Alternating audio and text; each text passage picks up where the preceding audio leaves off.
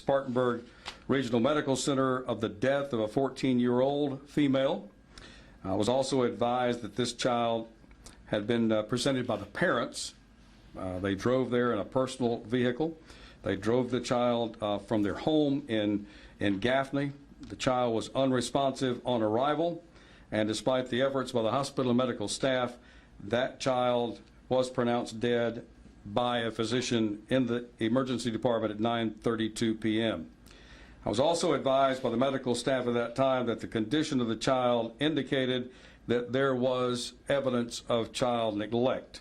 So per the protocol of the Cherokee County Coroner's Office, I also notified the investigators of the Cherokee County Sheriff's Office, also the SLED Special Victims Unit involving child death investigation. They joined me at Spartanburg Medical Center.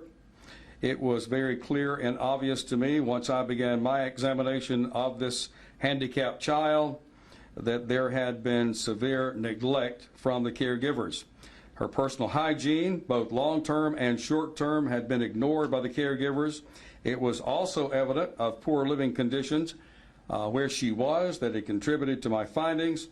In the early morning hours of April the 12th, a search warrant was executed on the residence of the victim, whereby the sheriff's detectives, Slade and I, combed through that house that was found to be in a deplorable condition. Sheriff Mueller will expand on those findings in just a few moments.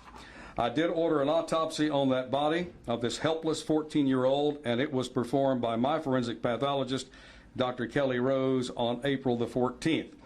This investigative medical procedure confirmed that the child had been neglected by its caregivers for many, many months. That neglect led to serious medical conditions that ultimately caused her death on April the 11th. It is the absolute worst case of child neglect I've seen in my 15.5 years as coroner of Cherokee County. The living conditions in that house by this innocent handicapped child was not fit for any human to be, even a dog. Therefore, my heart absolutely breaks for this family, this child that was in this condition. I am here to tell you, as the coroner of Cherokee County, that it will not be tolerated in this county any type of neglect, whether it be child or adult. It has been our duty to investigate. We have done so. It has been done so thoroughly by the Cherokee County Sheriff's Office. The sheriff will expand on that. Also the SLED agents, and also with other agencies that have assisted as well. I therefore have ruled this case, the cause of death in this case, acute and chronic medical neglect. I have ruled the manner of death homicide. Sheriff Steve Mueller.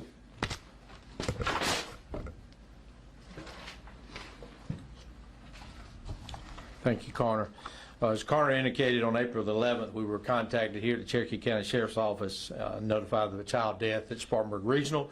Investigators responded to the hospital along with our Cherokee County Coroner, Dennis Fowler, and the officers with the SLED Child Fatality Investigation Team.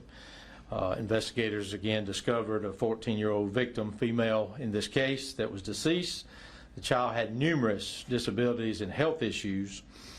It appears that the mother and father, who were the caregivers, had failed to properly care for this child, and we have evidence already, early stages of this investigation, that could have been a period of time that went more than a year without seeking any medical attention for this child. Investigators executed a search warrant at the home. As the coroner indicated, the home is located off of Camp Ferry Road in Gaffney. They found the home to be in deplorable conditions, as the coroner has mentioned. The home was full of feces, urine, flies, maggots, roaches. The conditions in this home required the officers in our crime scene unit to don Tyvek suits along with respirators in order for them to process the scene for evidence in this case. After now more than 2 weeks of investigative work, and I want to say this is teamwork. It wasn't one agency. This was teamwork by the Cherokee County Sheriff's Office, the SLED Fatality Investigation Team, along with the Cherokee County Coroner's Office under the leadership of our Coroner, Dennis Fowler. The Cherokee County Sheriff's Office investigator, John Underwood, who is to my right here, he was able to obtain arrest warrants in this case due to the severe neglect and abuse that was discovered during this investigation, we actually obtained 2 arrest warrants for murder for the mother and father of this child. Both subjects were arrested after surrendering themselves at the Cherokee County Detention Center yesterday afternoon. This investigation remains ongoing, and additional charges are likely. They are awaiting a bond hearing at the detention center, and as the coroner stated, this is 32 years of law enforcement. This is one of the worst cases of child abuse, neglect that I've ever seen. That certainly led to the death of the child, contributed to the death of the child. And our investigators, their words to me as they began to brief me on this case, Sheriff, this is one of the worst cases of child abuse that we've ever seen being investigated here in our office. These are the type of cases that truly pull on our heartstrings. For those officers who were at the scene, dealing with family, doing the investigation, interviews, going into the home, seeing those deplorable conditions, as well as the medical professionals who tried to revive and bring this child back upon the arrival at the hospital. So these cases, they hurt. They hurt for all of us, and our heart goes out to this 14-year-old that life has been lost. And I'd just like to say, there's other families in our community that may find themselves in tough situations. There are resources available in our county, our adjoining counties, where you can get assistance and help. No child should ever find himself in the condition we found this 14-year-old. There are too many resources available in this county, surrounding counties in our state, that no mother or father or caregiver should ever allow this to happen. And I think, again, it's a sad day, but at the end of the day, we will hold people accountable, and that's exactly what's being done in this investigation. And so that's all we have at this time. Were there any other residents in the house? There was another adult child in the home. What's the status of that adult child? Have they been removed? It's, I say child, it was but they were adult. They're above 18, so they're basically 20 years of age. So there's no requirements that we remove them from the home. They're free to go about, do whatever they choose to do at that age. Have the 2 suspects had their initial bond hearing yet? They have not. Contact the magistrate's office. They could give you a possible time that they're going to do that.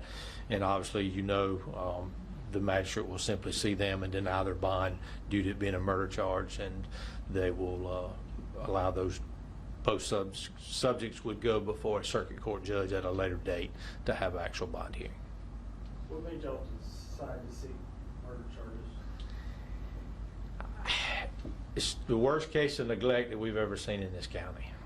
And again, we're not going to dive off into all the details, but when we talk about the horrible condition of this child, we talk about the conditions in the home and the neglect of not being, where this child was not being cared for in a proper manner. It certainly, in my opinion, I think after the autopsy and the coroner's ruling, that it's a homicide. The parents failed to do what they needed to do to take care of this child. And I believe truly that it warrants a murder charge.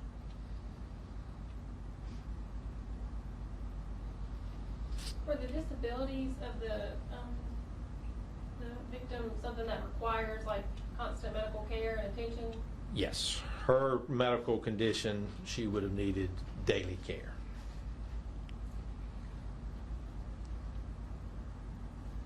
Do the suspects have an attorney? They do have an attorney, and that was through the investigation. We consulted with that attorney, and then he had them to self-surrender yesterday once the warrants were obtained.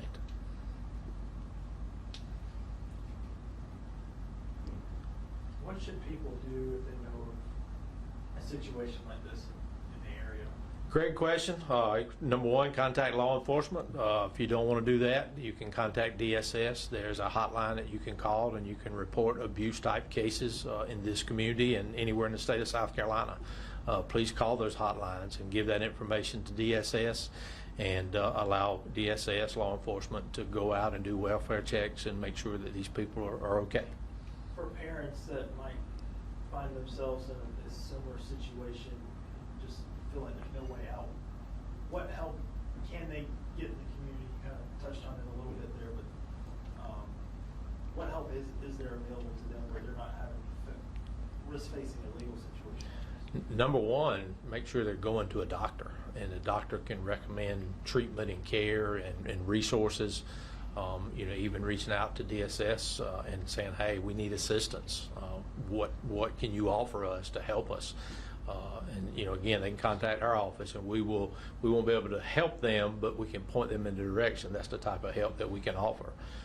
But like I say, this is a case where you realize that the child had not been taking any medical appointments, and more than likely ignored medical advice for the child.